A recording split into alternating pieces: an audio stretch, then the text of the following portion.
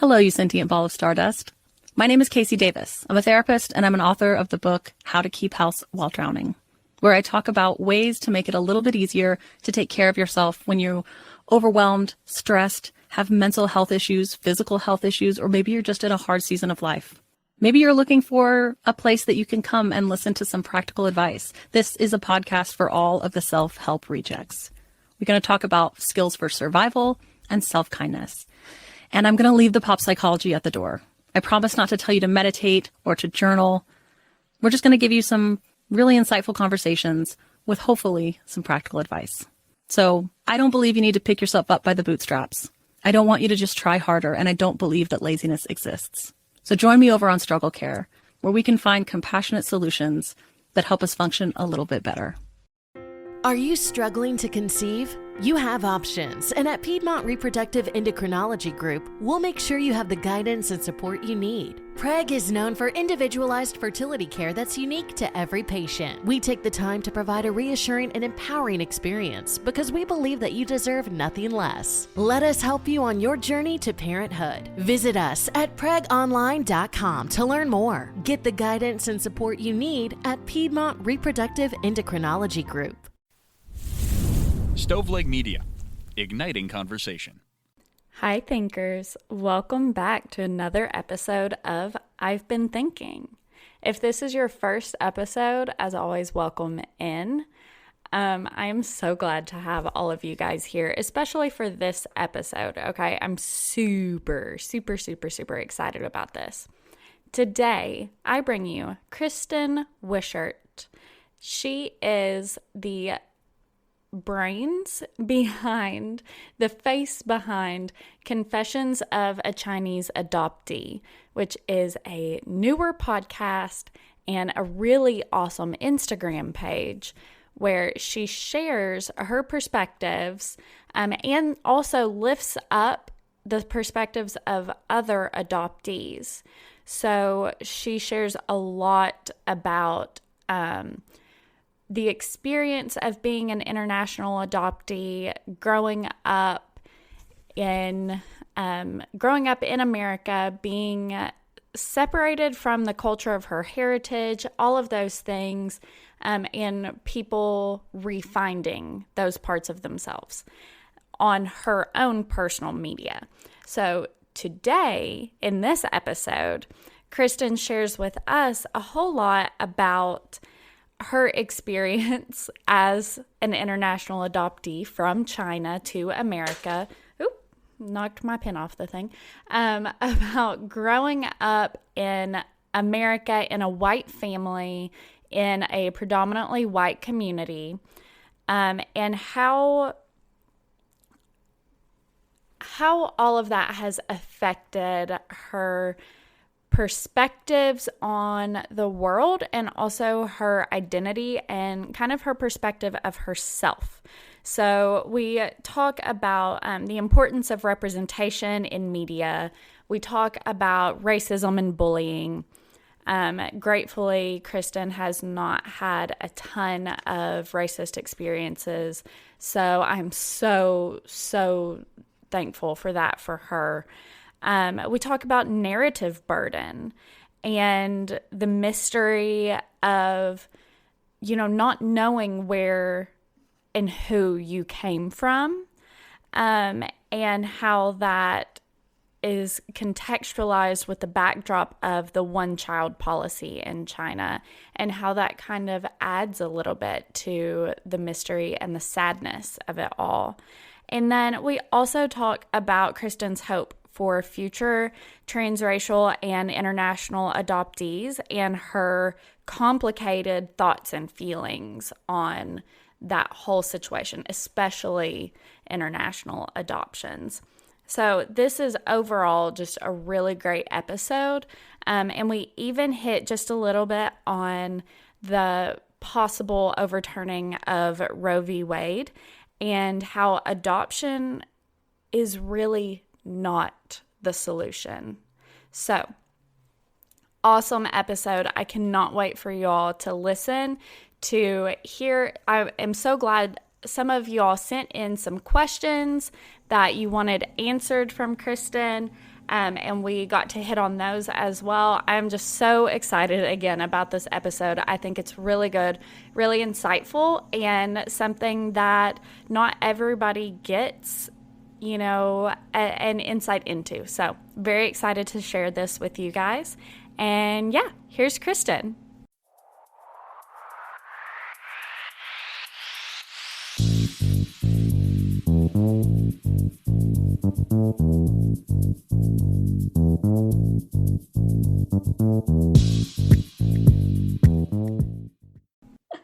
Hi, my name is Kristen, and I'm the creator behind the Instagram page and podcast called Confessions of a Chinese Adoptee, where I share my perspectives as a Chinese adoptee, and I like to share other adoptees' stories to try to change the adoption narrative.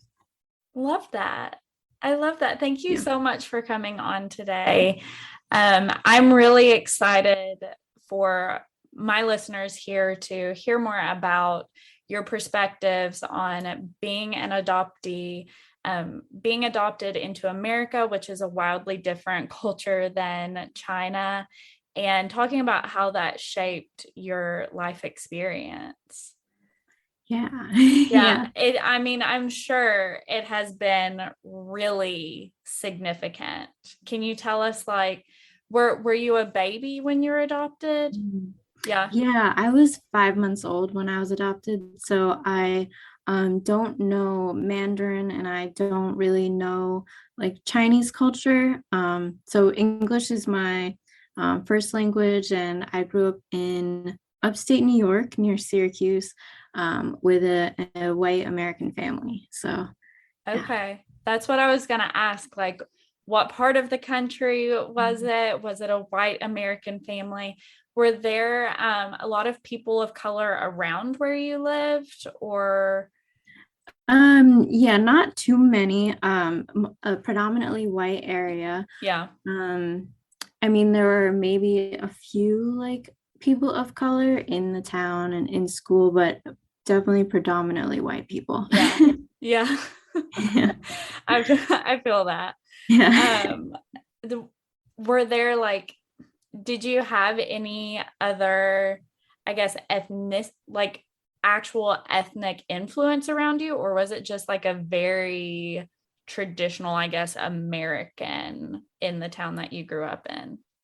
Yeah, very traditional American. I guess the most ethnic influences were maybe getting Chinese takeout for dinner every once in a while, or learning about other cultures in school. Right. But that's about it. Yeah. So did your family did they teach you about the culture that where your heritage is? Did they teach you about Chinese culture at all? So they tried when I was younger. My adoption agency had a Chinese New Year celebration that we went to a couple times, and I think I went to Chinese school for a very short amount of time when I was a kid. But besides that, not really. And also it's kind of hard because when your peers around you are not doing those things, are not interested in those things, you want to fit in. So you're less likely to I don't know, put yourself in those things voluntarily and be excited to go to those things. Yeah. I know exactly what you mean. In my own ways. Yeah, I know what you mean. I did kung fu when I was a kid for a really long time, and the kids that I'm sure for some of them it was probably that it was it was a different thing for the rural area I grew up in. And then for some of them, they were probably jealous too, but they were you do karate, you do whatever, saying weird things, making you feel weird about doing something that you enjoy doing.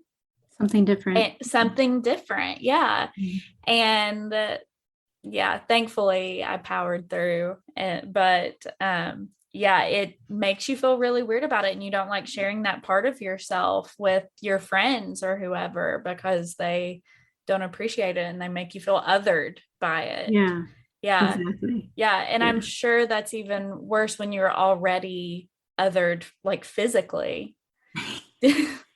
You can't Like, hide yeah, it. you can't hide it.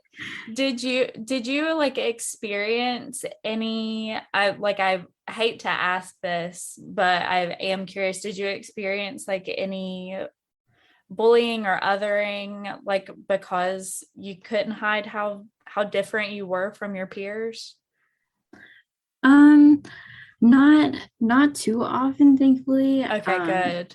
Yeah. I think the only time it really happened, I mean, maybe there are some like microaggressions, but the Yeah. only time there was like kind of a larger like racist thing against me was in Spanish class. There's this boy that I was um I don't know, talking to, but not like in a crush way, but we were just talking. And to get back at me, he like pulled his eyes back, and like I, I was like, I didn't understand what he meant at first. And then I was like, oh wait, he's talking about the fact that I'm Chinese and I have maybe more like smaller eyes. Yeah. Yeah. That's the only like big time that I can think about. But then also like people always asking you like, oh, where are you from? Like, you speak English so well. Like, do you know Mandarin? Or, like, do you ever plan on visiting China? All of those things are not like huge. They're not like directly racist, but they definitely make you feel like you don't belong. Yeah. Yeah, because usually you don't ask people who look like they belong there, like, where are you from? Right. Yeah. Like, yeah, people don't walk up and ask me, oh, where are you from? Like, no, where are you from? Like, Yeah. people don't, you don't ask white people that in America. But yeah, it's really awful how that's become normalized for a lot of people. I will say a lot of the time it's older people Mhm. who feel it's appropriate to ask that. Definitely not all the time, but a lot of the time in my experience, from what I've seen, it's older people who say, where are you from? No, but where are you from? Like, Yeah. yeah, Yeah, yeah, it's it's mostly like middle-aged white people that I can yeah. recall, mostly. Yeah. Yeah, Yeah. which, yeah, really interesting that that's like a cultural phenomenon amongst that like group of people. I don't know what that is. Like, what? I don't I don't I know. don't know. I don't know. That's really funny. I'm Yeah. Yeah, but I'm glad that you've not had any terrible experiences, really. I'm really glad for you for that. So was your community like, or the community that was like directly around you, it was really supportive of like your interests for the most part, and like building up whatever connections you wanted to have to your heritage? Uh, well, I think that I was so, well, like, I don't know how to describe it. The message from my family was that, that it doesn't matter that you're adopted, like, you're one of us. Okay. So I kind of internalized that, and on the inside I felt very white. Like, I thought I was white, and I because like I talked to like everybody around me and like did the same things as everybody around me, and I was just kind of like surprised sometimes when I looked in the mirror and I realized that, whoa, I'm Asian, I'm not Yeah. white.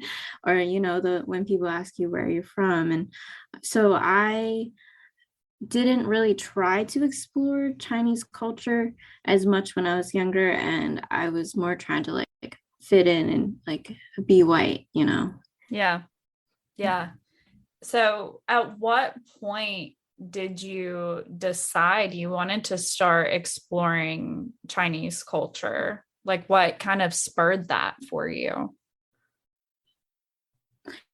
Yeah, I think moving out of a predominantly white area into a more diverse area like Boston. So I'm currently located in Boston, and Oh, it's cool. really great because it's the first time that I'm, yeah, surrounded by so many people of color, and um, that I think made a huge difference. Like seeing so many other like Asian and Chinese people on the street, and then I didn't feel so like other, I didn't stick out anymore because there are other people like me on the street.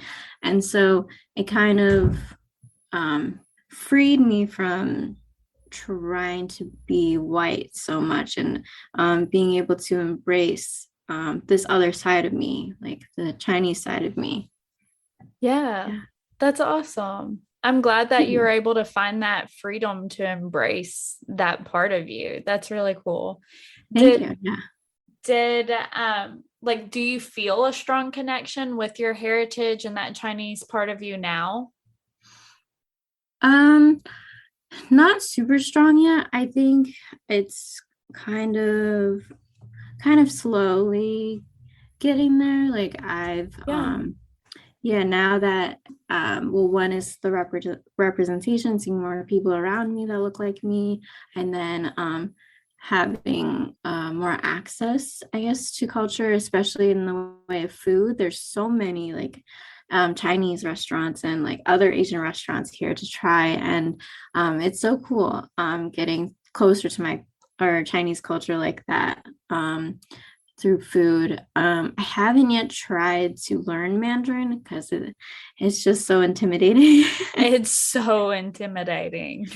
Yeah. I So yeah. I would not. I don't know if I could do that. I like even if it was my heritage, I don't know if I could do that because it is intimidating. It sounds very difficult. Yeah. Yeah. So I don't I think maybe in the future I would maybe try. But Yeah. right now, maybe I don't know, working on other things.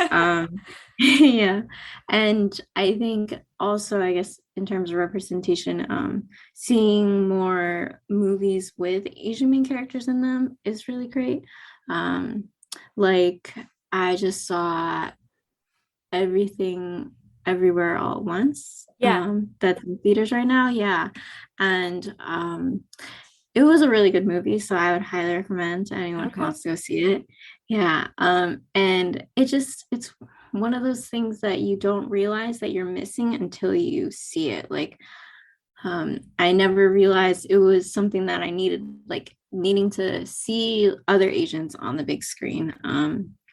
In main character roles, not just as like nerdy sidekicks. Right. Yeah, it just like it's hard to describe. It just like touches you deep down. Is like, wow, I needed that, and I didn't know I needed it. Yeah. So that's really awesome. Yeah, Yeah. I can't imagine. That's something that I have some family members who or whatever. But when they say things like, "Oh, I didn't like that movie. It was like an all black cast or a mostly black cast or a mostly Latin cast or whatever it is." I'm like, you know that's why is like you don't need to relate to that because you it's not for have you. 75% of movies. Yeah, it's Yeah, not for you. It's for somebody else. Like, yeah, yeah, so I am so glad that you're feeling represented and that it touches that part of you because that's what it's was I don't know. That's what it's for. I'm so glad you're getting to experience that and that representation is growing because it's well time for that to yeah, happen.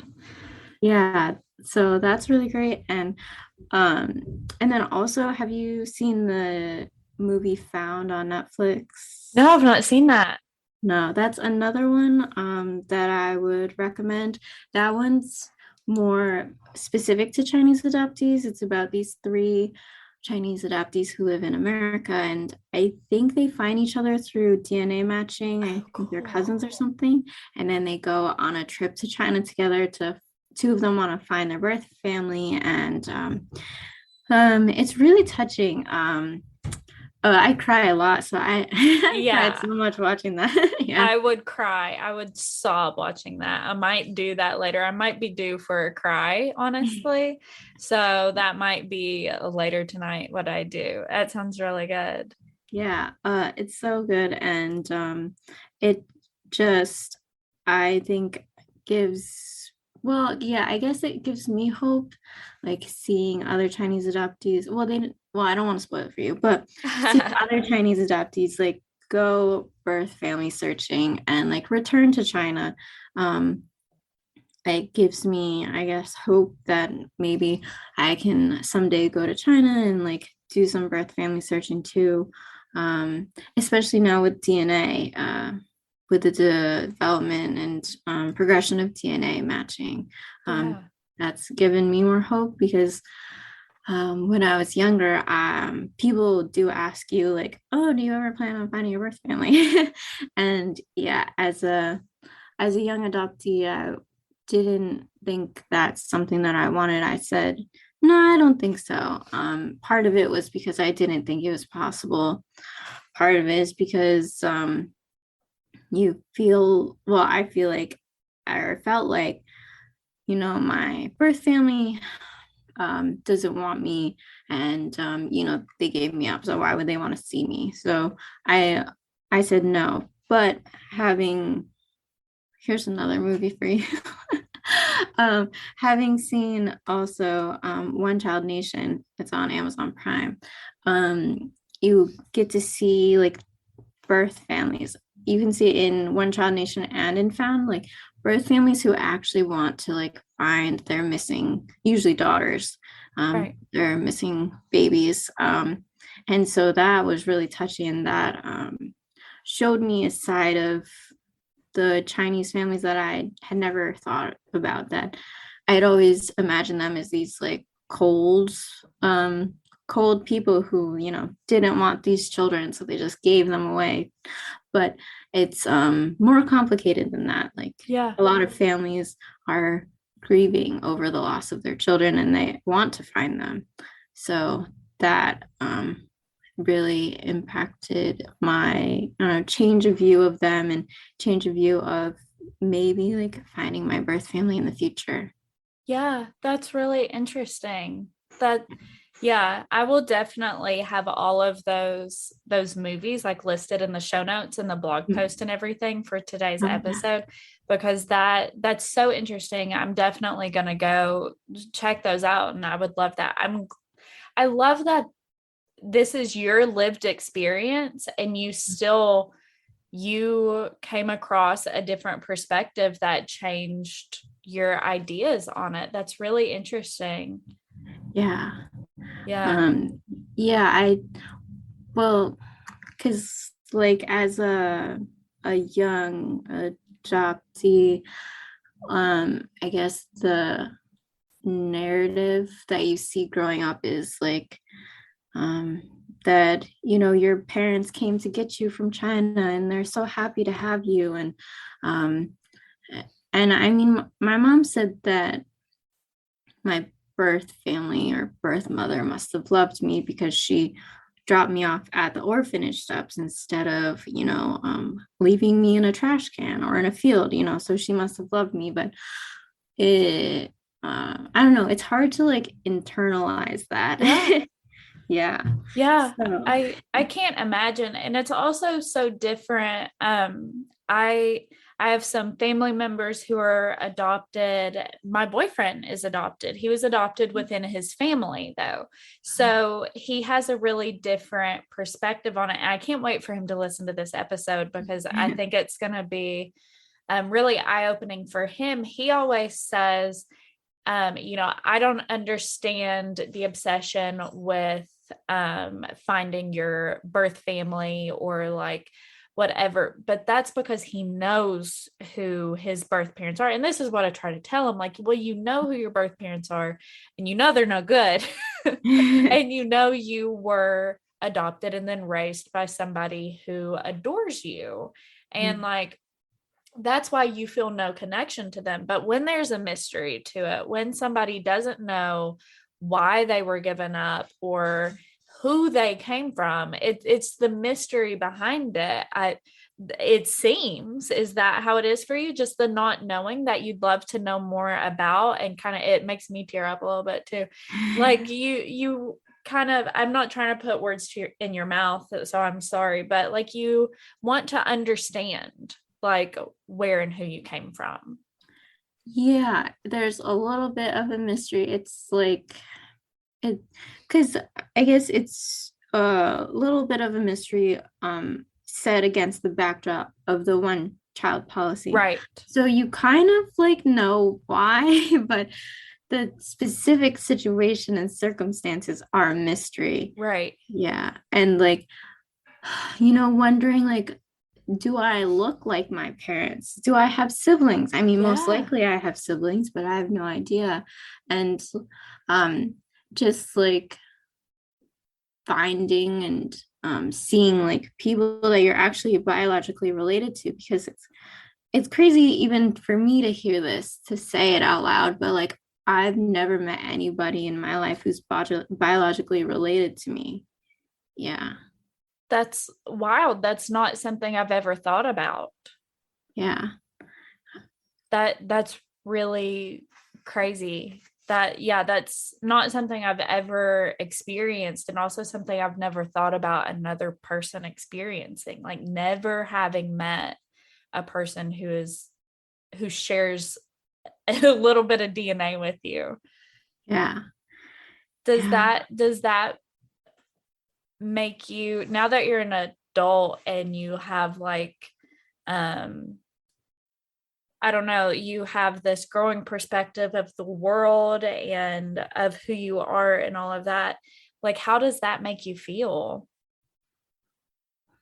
I mean, for me, I feel like it doesn't really affect me too much. Yeah, I mean, the only way that I would be able to have somebody biologically related to me that I know is either by finding my family, which is a little bit easier now, but still very, very hard to do, or I have children of my own, which I don't know if I want children. Me either. Yeah. I'm like on the fence because Yeah.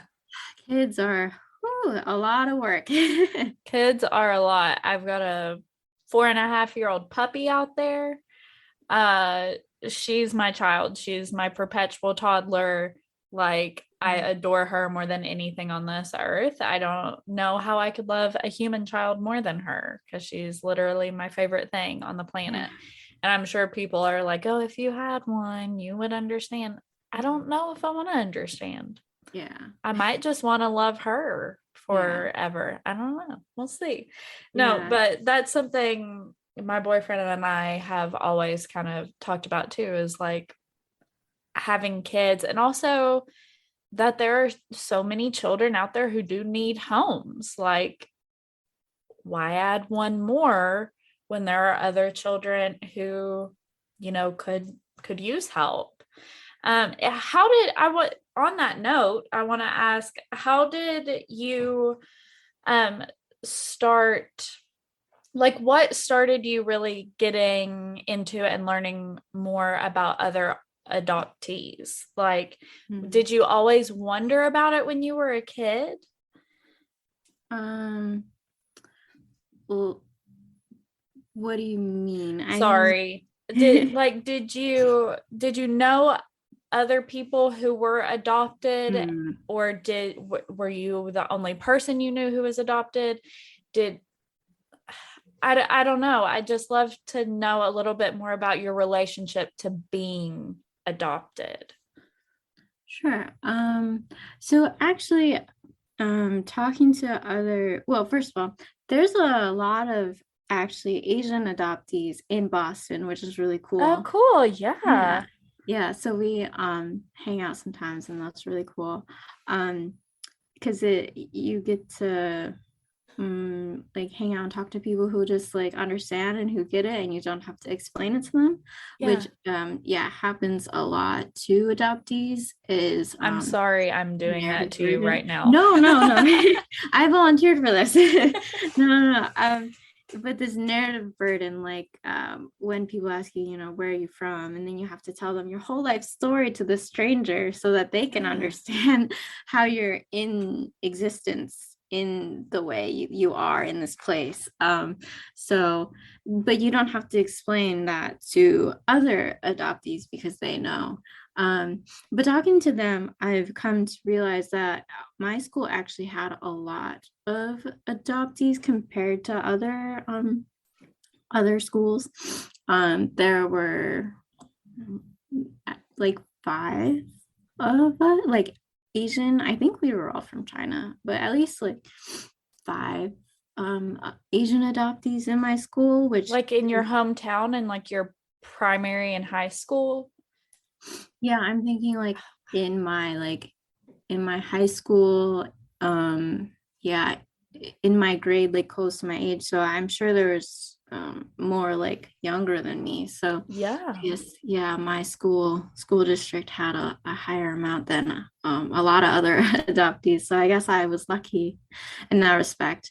Obviously, it still wasn't enough to balance out all the white people, but yeah, at least I wasn't the only one. Sure. Yeah, that's true. Yeah. And that does make a difference. That really makes a difference.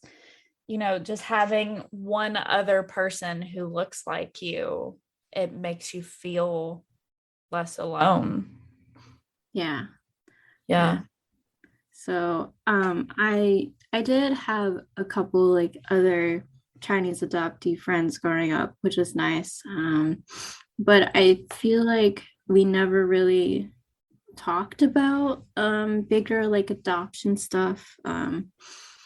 I think well, at least I was just trying to like continue trying to blend in as like a white person. So I didn't Right. really have those bigger talks with them Yeah. about being a transracial adoptee. Yeah. Yeah. That's really interesting. So, but now you have that community that you Yes. can like grow together. You can rediscover your culture together, like the culture you were born into together. Yeah. Yeah. Yeah, that's really Um, awesome. yeah. I think every adoptee is like different though, and like has their own perspective on if they want to Yeah, absolutely. discover and explore that. Some adoptees don't really have that need or desire. Some people do. So, but yes, there's definitely people out there who I can relate to and who also want to explore Chinese culture too, which is cool. Yeah, that's very cool. So that kind of, I guess, leads me to another question that one of my listeners wanted to know about. And I'm going to make this a two-parter. Okay. I'm kind of going to expand his question a little bit. So, as a transracial adoptee, how do you perceive of Americans who adopt children from other countries? Like, what I guess are your feelings about that? Do you have feelings about that? Like you personally? Yeah. So I think that it's definitely a tricky situation. Yeah. Yeah. Yeah. No, it's okay if you don't want to answer, or if you just want to like give something very vague. I'm just curious. Yeah. So I guess yeah, I'm gonna preface it by it's a complicated answer. Yeah. And I would say every adoptee has a different perspective. I think that well, obviously I can't change what happened to me. I wish though that families were more prepared, I guess, were given more guidance and training in what it's like to adopt and raise a child from a different culture and different race, and more like support in that. And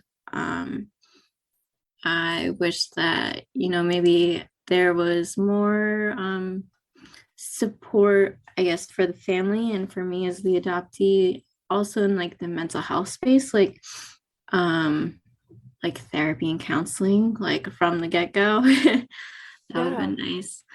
Um and I think I wish them, it's hard because I say these things, like I wish that I had more a direct connection to my culture and like people who I could have looked up to that looked like me and were like Chinese and had that cultural background that they could teach me. And at the same time, like I also know when I was younger, I wasn't like super interested in it. So it's like, I don't Yeah. know. um, yeah.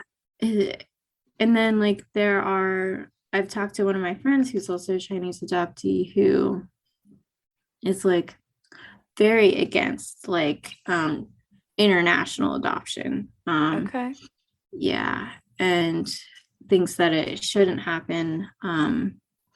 So there, yeah, because there's definitely some of that like white savior complex a little bit Yeah. going on. Yeah.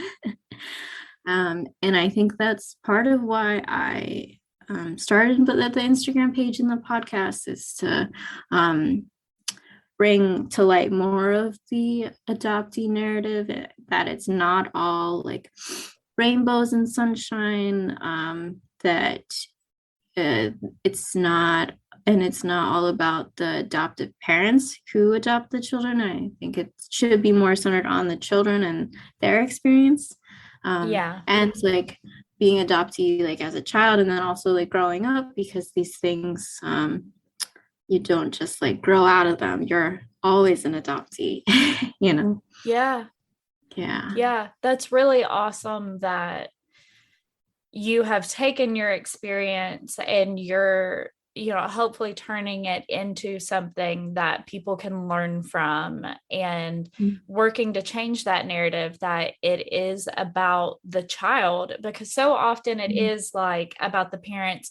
Oh, we're adopting a kid Yeah. that needs help. We're adopting this child from Africa or China, and they would have starved and not had clean water and all. And that's like that's what they tell people.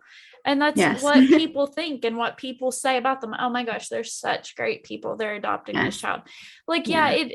it is awesome to adopt a child that needs help, but that white saviorism, like you said, that plays so heavily into it. Like it should be about helping the child, not about how awesome you are for helping the child. Yes. Yeah, Yeah. exactly. Yeah. So yeah, I think shifting that narrative is important. Yeah. Yeah, it's really important. That's awesome of you to work towards that. Thank you. Yeah, of course. So with that, and you answered like this part of the question in a way, and you probably won't have an answer to this, but I'm gonna like pose it to you anyway. Mhm. So this was the other part of the question. He asked, if you have any insight into how Chinese people perceive of Americans who adopt Chinese children. So like, I guess we kind of talked about that in a way, but you might not like have any insight. That might be something that like maybe you learn later on, or like you get back to me one day. We could have a follow-up episode maybe. Yeah, And that's cool. that would be cool. Yeah, but I would be really interested to know how Chinese people in China perceive of Americans adopting babies from China, because I'm sure that there's a lot of complicated feelings behind that, a lot of mixed emotions, like as you've experienced as an adoptee, there has to be a similar situation. Yeah, I'm not sure how Chinese people view that. I would say the closest that I would know or other people might know the answer is if they watch One Child Nation, because Okay. One Child Nation is directed by a woman who is Chinese, and she grew up during Awesome. the one child policy. Um, Obviously, her parents didn't give her away when she was a baby, so she grew up in the culture, and she goes around and interviews people who were living during that time, and parents who had to give up their children and their feelings on it, and doctors who had to assist in abortions, and family planning, council members who had to institute these policies. So I think watching that might help answer that question a little bit more. Yeah, I will definitely recommend that then. Yeah, thank you for that recommendation. That's awesome. That's definitely something I'm gonna have to watch too. And that one was on Prime. Yeah, I'm gonna be checking that out. That sounds really good. Yeah. Oh, wow. Well, Kristen, thank you so much for this awesome conversation. Is there anything else that you want to make sure that you share with the listener? Yeah. I think kind of going back to when we're talking about having children, and especially since there are so many other children in the world who need homes, I would agree with that. And also, this is getting more political. No, it's fine. Say whatever you want. Okay. More current events in America right now. But so Roe v. Wade, Supreme Court might probably gonna overturn it. And people are, I don't know if it's the Supreme Court. I'm not too familiar with this, but I think some of the Supreme Court justices are saying that adoption is a good band-aid, I guess, for taking away access to safe and legal abortion, which I, as an adoptee and as a supporter of reproductive rights, would very much disagree with. Yeah. Yeah. Because, well, one, forcing people to give birth against their will is really awful. Not really cool. Not a vibe. Cool. Yeah. And saying that it's justifying that because the child can be put up for adoption is really short-sighted, because that child is going to grow up, well, not only is it going to traumatize the woman or the person who's giving birth, but it will traumatize the child, because they will grow up knowing that they had to be given away for some reason, and were separated from their birth mother. And that's something that's a lifelong wound and trauma that they will have to deal with and work through. And I just think it's completely unnecessary, because you're causing two people to suffer who don't need to suffer if you just allow this person to get the abortion that they want and deserve. So yes, that's my 2 cents on it. I love it. No, you're absolutely right. And I think that your input on that, your input as an adoptee, is really important for people to hear, because so often the argument is, oh, well, they would rather be alive and be, raised somewhere and blah, blah, blah. You don't know where they're going to be raised. You don't know what that life is going to be like for them. It is a traumatic thing that you can't even imagine. Yeah. So yeah, I think you being able to speak to those traumas and those uncertainties and insecurities, that can be a really important perspective for people.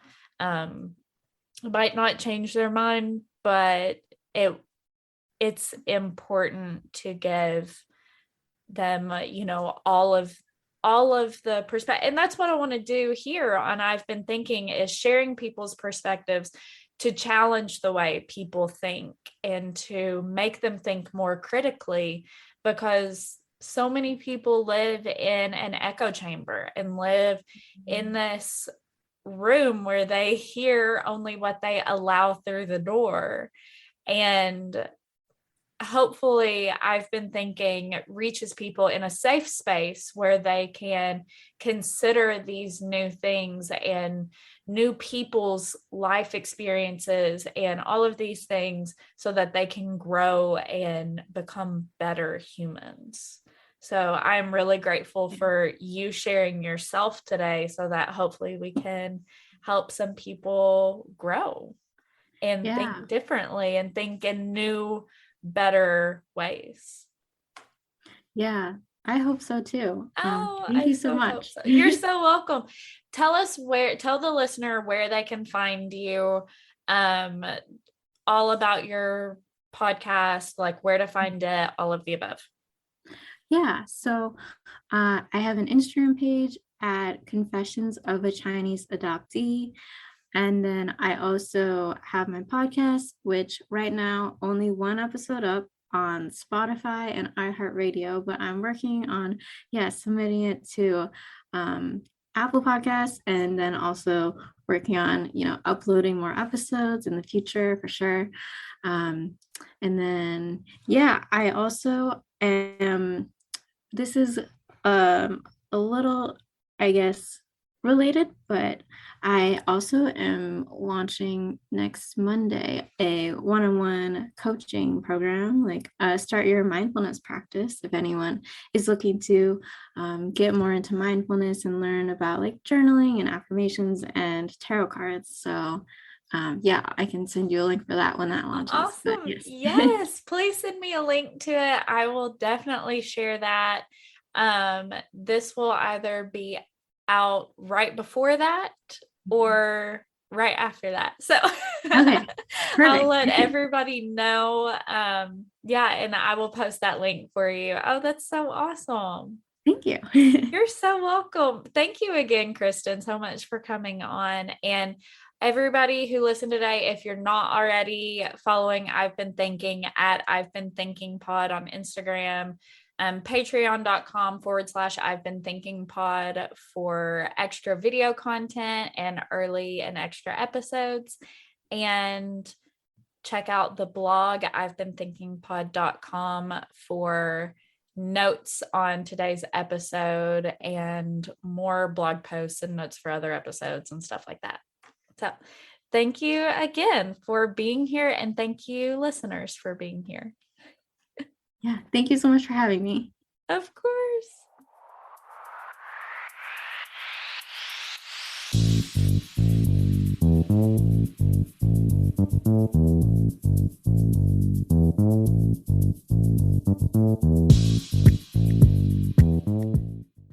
Hello, you sentient ball of stardust. My name is Casey Davis. I'm a therapist, and I'm an author of the book How to Keep House While Drowning, where I talk about ways to make it a little bit easier to take care of yourself when you're overwhelmed, stressed, have mental health issues, physical health issues, or maybe you're just in a hard season of life. Maybe you're looking for a place that you can come and listen to some practical advice. This is a podcast for all of the self-help rejects. We're going to talk about skills for survival and self-kindness. And I'm going to leave the pop psychology at the door. I promise not to tell you to meditate or to journal. We're just going to give you some really insightful conversations with hopefully some practical advice. So I don't believe you need to pick yourself up by the bootstraps. I don't want you to just try harder, and I don't believe that laziness exists. So join me over on Struggle Care, where we can find compassionate solutions that help us function a little bit better. Okay, round two. Name something that's not boring. A laundry? Ooh, a book club. Computer solitaire, huh? Ah, oh, sorry, we were looking for Chumba Casino. That's right, ChumbaCasino.com has over 100 casino-style games. Join today and play for free for your chance to redeem some serious prizes. ChumbaCasino.com. No purchase necessary. Void where prohibited by law. 18+ terms and conditions apply. See website for details.